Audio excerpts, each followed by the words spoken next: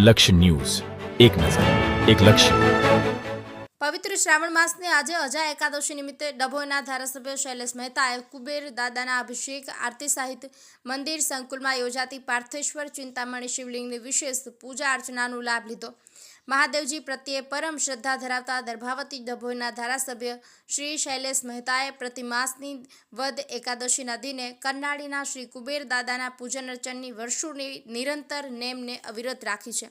પવિત્ર શ્રાવણ માસ હવે પૂર્ણ થવાના આરે છે, ત્યારે આજે શ્રાવણ વદ અજા એકાદશી નિમિત્તે ધારાસભ્ય શૈલેષ મહેતા વહેલી સવારે કરનાળીના કુબેર ભંડારી મંદિરે પહોંચીને મંદિર ગર્ભગૃહમાં દાદાના અભિષેક પૂજન સાથે દિવ્ય આરતીનો લાભ લીધો હતો.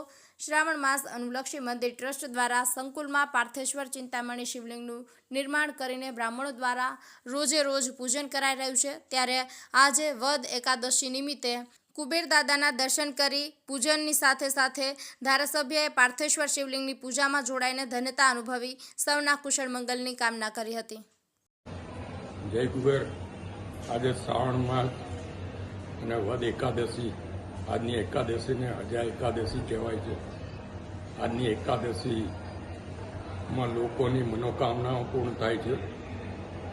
હું કુબેર દાદાને પ્રાર્થના કરું છું કે દરેક કુબેર ભક્તોની જે કંઈ મનોકામના સાથે અહીંયા આગળ દર્શને આવે તમામની મનોકામના પૂર્ણ થાય અને આ શ્રાવણ મહિનામાં જે કોઈ શિવ ભક્તિ કરી હોય એ તમામ પર કુબેરજીના પણ આશીર્વાદ વરસતા રહે એ અભ્યર્થના.